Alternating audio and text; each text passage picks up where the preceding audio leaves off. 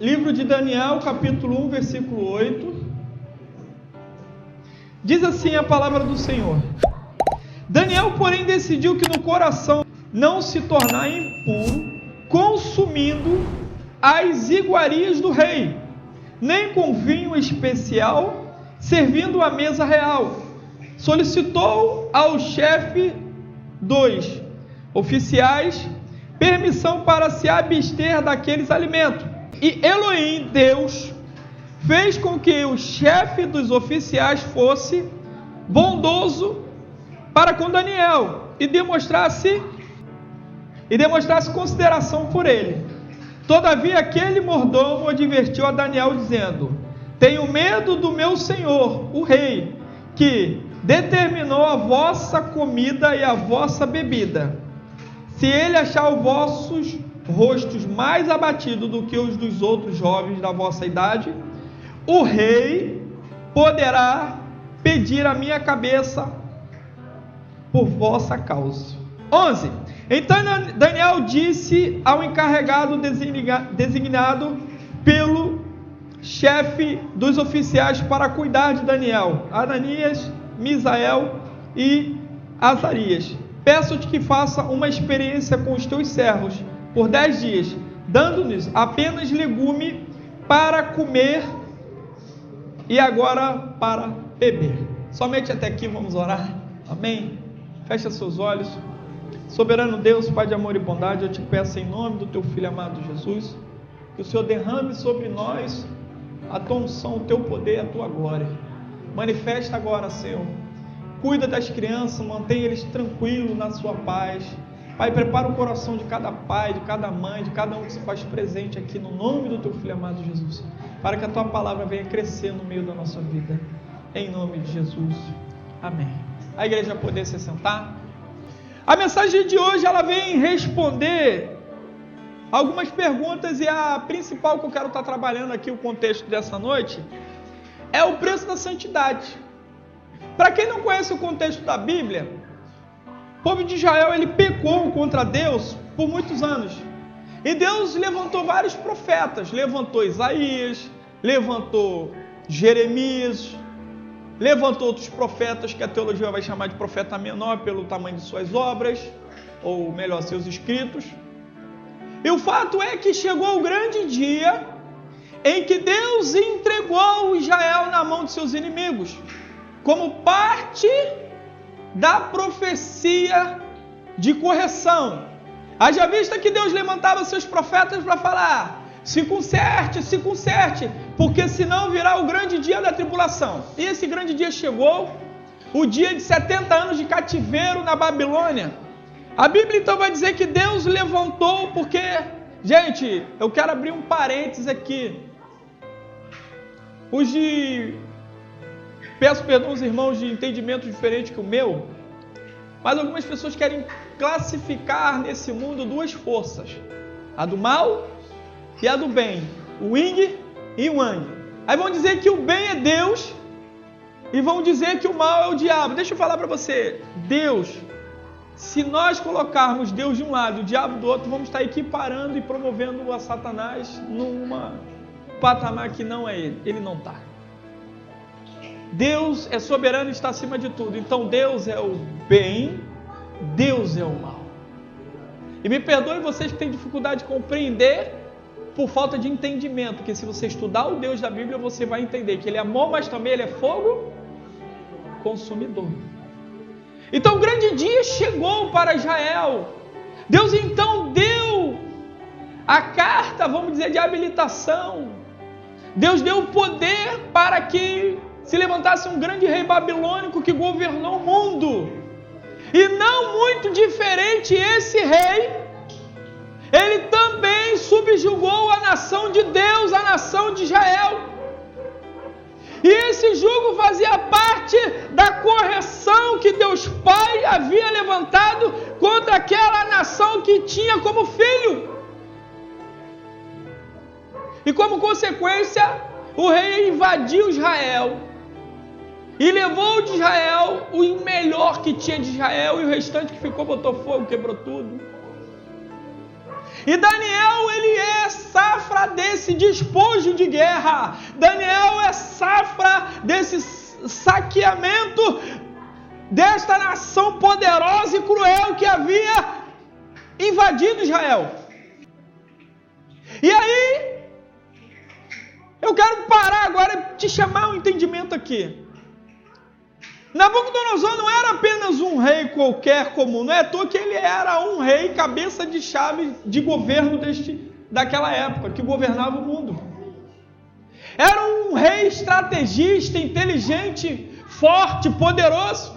E uma das estratégias de um homem estrategista, forte, poderoso, que quando ele vai tomar uma nação, ele sabe que se ele tomar uma nação e deixar um sequer vivo, ele corre o risco essa única semente se levantar em algum dia e matar ele, Érica.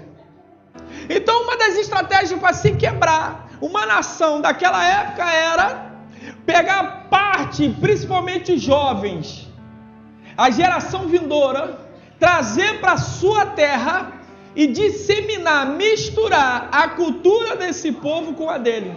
Por quê? Porque se você quer destruir alguém, você leva ele para a mistura. E aqui eu quero abrir um parêntese, porque a palavra do Senhor vai dizer que 1 Coríntios capítulo 6, versículo 12, que tudo me convém, né? Mas nem tudo não me é lícito, mas nem tudo me convém. Por quê? Porque eu até posso muitas coisas, mas eu não me permito ser. Sabe por quê, Ana Carolina? Porque quem vive na separação de Deus entende que santidade no grego tem a ver, traduzindo para o português, Érico, tu sabe o que é? Separação. A palavra santidade, traduzida para o português, significa separação. E se eu quero ser santo, eu preciso então o quê? Mas se eu vivi misturado, tem separação? Tem consagração?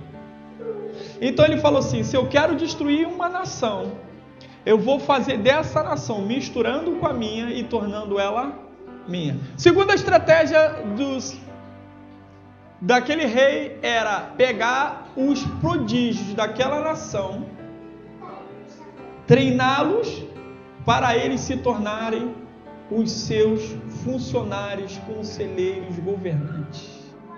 Aqui tem uma chave, tá, irmão, que eu quero que você entenda.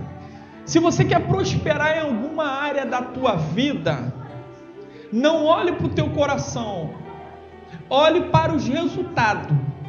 Pastor, não estou entendendo o que é resultado. Se você quer prosperar na tua vida, procure andar com pessoas que fazem a diferença. Na época de vovó Bolinha, eu aprendi o seguinte ditado muito antigo, que dizia assim: você quer ser um dos bons? Então passe a andar com os bons. Esse dia eu estava comentando, até hoje eu comentei com um amigo meu, um primo meu que estava comigo hoje. Falei, existe um ditado que lembra a gente: passarinho que anda com morcego. Agora, passarinho que anda com águia vai voar alto. Então ele entende o seguinte: eu entendo que não é só na Babilônia, o berço desse mundo, que tem gente boa. E quando ele conquistou Israel, ele identificou valor naquele jovem que eram cheios da presença de Deus. Então eu aprendo com o rei da Babilônia que se eu quero prosperar, eu tenho que então andar com prodígios, andar com pessoas que prosperam, andar com pessoas que têm unção, andar com pessoas que têm chamado, pessoas que têm promessa. Se eu quero evoluir, eu vou andar com águia, eu não vou andar com morcego. Segunda estratégia, você sabe por quê? Você sabe que futuramente Daniel veio se tornar um governador junto com seus amigos. E ele fez diferença na Babilônia, ou seja, Daniel governou dentro da Babilônia. Aqui já é a segunda chave que eu quero liberar para a tua vida. Às vezes a gente fica reclamando de que a gente não prospera, a gente não governa, a gente não vence, porque me falta isso, me falta aquilo. Ei, Daniel, ele saiu da sua terra natal, foi levado como escravo e ainda assim ele governou naquela terra, porque quem tem promessa, quem tem a presença, quem é separado, quem é obediente a Deus, não importa o lugar, não importa a circunstância, mais cedo ou mais tarde você vai ser marcado para triunfar, para vencer. Mas o preço da santidade não é barato. A santidade não é algo que tu encontra na rua. A santidade não é algo que tu encontra de cabeça para baixo como morcego. A santidade é algo que tu tem que buscar nas alturas. Então o rei, ele manda, traz os jovens como escravo e manda o seu copeiro, trata desses jovens da melhor forma possível. Aqui entra a segunda chave que eu recebo. Se eu tenho pretensão de prosperar em algum negócio, haja vista que qual era a intenção de Nabucodonosor? Prosperar usando o poder espiritual, intelectual e físico daqueles jovens. Sim ou não?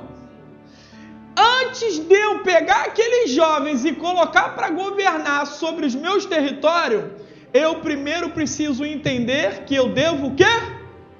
Investi-los. Não existe crescimento sem investimento. Ai, pastor, eu estou orando a Deus para me dar vitória. Que tipo de vitória? Qual investimento que tu está fazendo no reino? Pastor, eu estou com uma família lá que está difícil de aceitar Jesus, mas você só vem para a igreja, senta, toma conta da tua salvação e vai embora. Não dá um aleluia, não dá uma paz do Senhor, não dá um panfleto, não evangeliza o vizinho e quer que Jesus entre e mude a teu cativeiro. Aprenda a investir no reino de Deus e você verá Deus investindo em você. A Bíblia vai dizer que a profecia que temia o coração de Faraó na época de Moisés. Qual era a mãe de Faraó? Quem lembra a mãe de Moisés? Quem lembra da mãe de Moisés? Joquebede. Dá até vontade de dançar o passinho. Não é verdade? Joquebede estava lá grávida, botou o filho para fora. A Bíblia vai dizer então que Satanás ativou o Faraó. O Faraó então manda matar todo mundo, toda criança daquela idade. A Bíblia vai dizer então que a ordem chegou para as parteiras egípcias e falar: todo homem, toda criança do sexo masculino que nascer por esses tempos, você lance ao rio Nilo, você mate, você destrua. Por quê? Porque dessa geração vai sair o libertador de Israel. Só que a Bíblia vai dizer que elas mataram? Não, elas falaram que, a Bíblia vai dizer que elas pouparam a vida daquelas crianças. Então quando o rei descobriu, o rei falou: vem cá, que história é essa? Aí elas vão colocar a sua cabeça a prêmio diante do rei, vai falar: rei, sabe o que acontece? É que quando essas hebreias vão ter filho, elas são muito fortes, e quando nós chegamos para fazer o parto, elas já deram a luz, então elas somem com os filhos. A Bíblia vai dizer que este ato Deus enxergou nas egípcias, e Deus então entregou família para elas. Você quer o segredo de Deus te dar uma família? Guarde e preserve os filhos da promessa de Deus. Pare de tomar conta do seu problema, pare de olhar somente para o seu umbigo, passe a olhar para os filhos de Deus, e Deus vai olhar para dentro da tua realidade e vai mudar teu cativeiro. Então Nabucodonosor, ele era um cara que entendia de princípios. Amém? Quantos estão comigo? Amém. Então ele vai apanhar o melhor, porque ele identifica que a nação de Israel tem o melhor. Por quê? Porque ali tem a bênção de Deus. Vai escravizar porque ele tem poder para isso, e vai investir durante anos na vida daquele jovem. Como? Vai dar comida, vai dar sustento, roupa, vai colocar no melhor hotel. Eles vão ser treinados e nutridos na lei daquele país. Agora tem um problema. depois que ele investe pesado, ele vai querer o retorno. E aquele que não der o retorno, ele manda arrancar a cabeça. É cultura. Amém? Quem lembra de José? O rei tem um pesadelo. Se eu não me falho, não foi nem José, foi o próprio Daniel também viveu isso. O rei também tem um pesadelo, uma revelação. Ele manda chamar todos os adivinhos. Sabe quem eram esses adivinhos? Aquele jovem que anos atrás ele investiu e identificou o talento de cada um para que viesse dar retorno no tempo certo. Aí sabe o que acontece? Mandou vir. Daniel era um desses jovens. Tem gente que fala assim: Daniel comprou o barulho, Daniel entrou na peleja. Não. Daniel era um daquela safra que tinha recebido investimento e que se ele não tomasse partido, a cabeça dele também rolava. Mas Deus era com Daniel. Então Daniel, ele chega no ambiente, mesmo sendo escravo, ele vai ver que a ordem do rei era colocar o melhor banquete, a melhor comida. E a Bíblia vai dizer que Daniel, quando olha para o banquete, ele vai identificar uma coisa no banquete. O banquete, eu estou falando de comida, de sustento, de sobrevivência, de sustentabilidade. Ele vai identificar no banquete, sabe o que, igreja? Que aquela comida era bonita, que aquela comida era espetacular, mas aquela comida era oriunda de idolatria. Quando eu estava estudando aqui, eu falei: Senhor, me dá uma palavra para eu pregar hoje no culto. Fala comigo, qual a mensagem que eu devo pregar hoje? E aí Deus me fez lembrar o título do livro que eu estou escrevendo, que se chama Os 4 Níveis de Idolatria. E o primeiro nível de idolatria tem envolvimento, sabe com o quê? Com a comida. No tempo do Antigo Testamento, as pessoas idolatravam comida porque morriam de fome. Entende? As pessoas idolatravam comida. Quando o povo sai do Egito e Moisés vai para o monte, e Deus fala: Moisés, o povo está caindo no pecado de idolatria. Quando ele chega, encontra o povo comemorando, encontra o povo festejando, bebendo, comendo, e havia-se levantado um ícone de idolatria que eles construíram com artefatos de ouro. Sim ou não? Quantos estão comigo? Sim. Qual era a imagem que eles construíram de ouro? Bezerro representa o quê? Bezerro representa picanha. Os políticos, quando quer persuadir uma nação para angariar voto, ele vai oferecer educação? Ele vai oferecer segurança? Ele vai querer te dar o Bolsa Comida? Ele vai te oferecer picanha? Porque a comida tem um pecado envolvendo a glutonaria, que eu vou pregar isso depois, ou senão você compra o meu livro, você aí da internet, está o link aí embaixo. A comida era um ícone de idolatria, porque além de proporcionar sobrevivência, sustento, a comida ela providencia prazer. Quem já sentiu prazer comendo um prato especial? Até porque, irmãos, comer é muito bom. Comida, quem fez foi Deus. Agora, assim como o dinheiro, o problema não está no dinheiro, não está na riqueza. O problema está no amor a essas coisas. E as pessoas que idolatram o dinheiro e a riqueza, tem pessoas que idolatram a comida. E não pode ver um banquete que ela, Mas também, no tempo de Daniel, No tempo de Daniel, a comida servia também como oferenda. Por quê? Se eu idolatro comida, aquilo que eu idolatro passa a ser a coisa mais importante na minha vida, sim ou não? O problema da idolatria é essa. Porque aquilo que tu idolatra, você coloca no teu coração como primazia. E aquilo que entra no teu coração como primazia tem que ser Deus. Porque fora de Deus é o pecado chamado de idolatria, abominável pecado de idolatria. Então era comum no mundo antigo pegar o melhor dos seus banquetes, prestar culto aos seus ídolos com comida. E até hoje tem religião que presta culto oferecendo comida. Você vai em determinadas religiões afro, em tempos de festividade, eles festejam com comida e com bebida. Mas a galera cai para dentro que a comida é o melhor, Eric. A comida é só top de linha, mas antes de alguém comer, ela foi consagrada, ela foi oferecida, ela foi ofertada.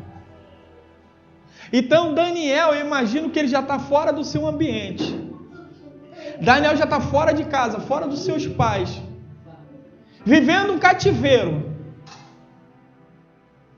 E quando ele olha para o banquete, ele fala, eu vou aproveitar a única coisa que me resta, eu vou comer. Mas ele vai perceber que aquela comida era uma comida consagrada a ídolos. Então ele vai falar, eu posso ter sido levado como escravo, eu posso estar fora do meu ambiente, eu posso estar sofrendo com saudade dos meus pais, da minha cultura, da minha nação, mas eu não vou negociar as iguarias que esta nação quer me dar. E aqui está o problema da gente na igreja. A gente aceita Jesus e vive comendo iguaria deste mundo.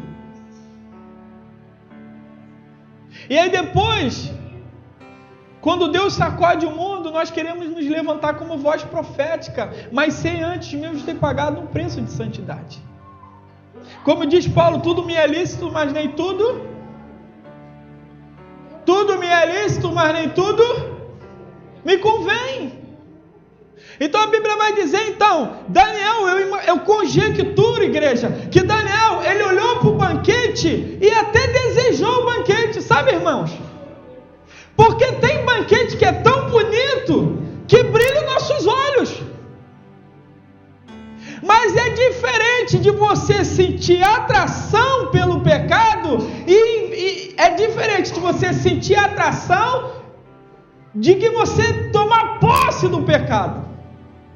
Você às vezes pode até ver, mas você não pode tocar. Você pode até ver, sentir o cheiro, mas você não pode beber, você não pode comer. Porque se tu comer, você se contamina. A Bíblia vai dizer que Daniel falou no versículo 8. Daniel, porém, decidiu no seu coração não se tornar impuro, consumindo das iguarias do rei. Você entende isso?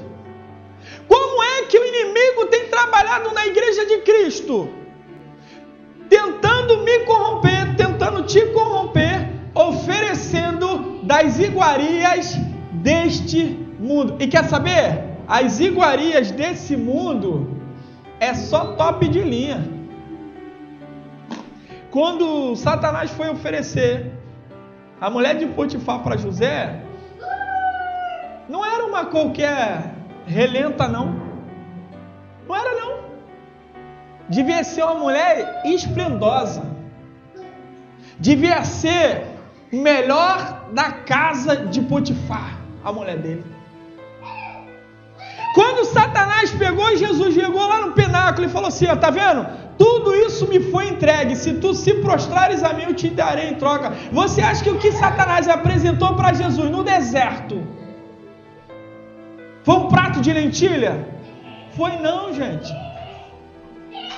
Foi o melhor das iguarias de poder e riqueza deste mundo. Mas quer saber? Existe uma geração hoje que está se levantando com o espírito de Daniel neste lugar. Eu quero profetizar que o inimigo não vai ter mais poder de persuasão sobre as iguarias desse mundo, sobre a tua vida.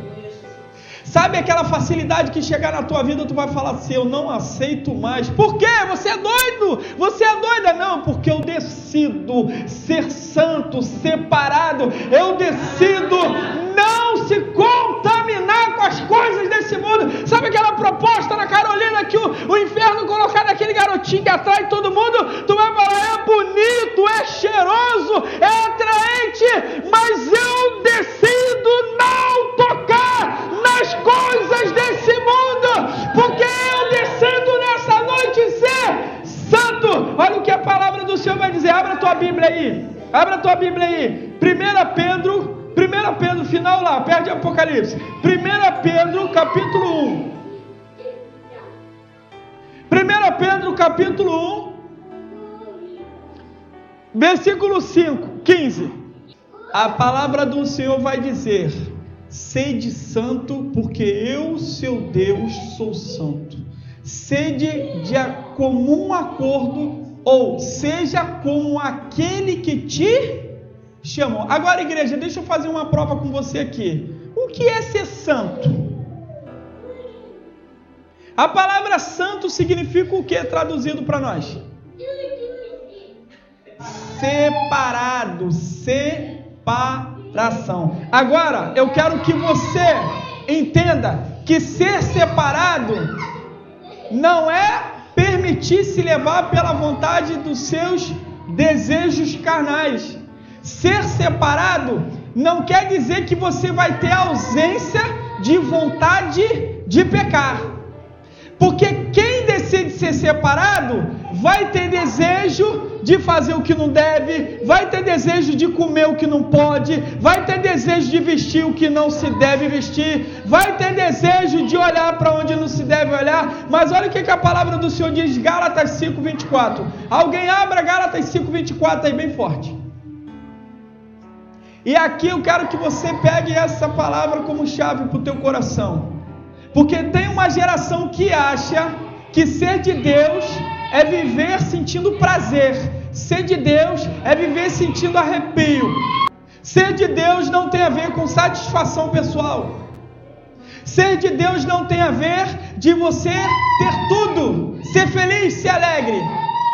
Os que pertencem ao Senhor crucificam suas paixões e desejos. Sabe qual é o segredo da santidade de Daniel? Ainda que ele desejou comer o banquete, eu estou conjecturando aqui, ele decidiu crucificar todo o desejo pecaminoso e suas paixões na cruz do Senhor.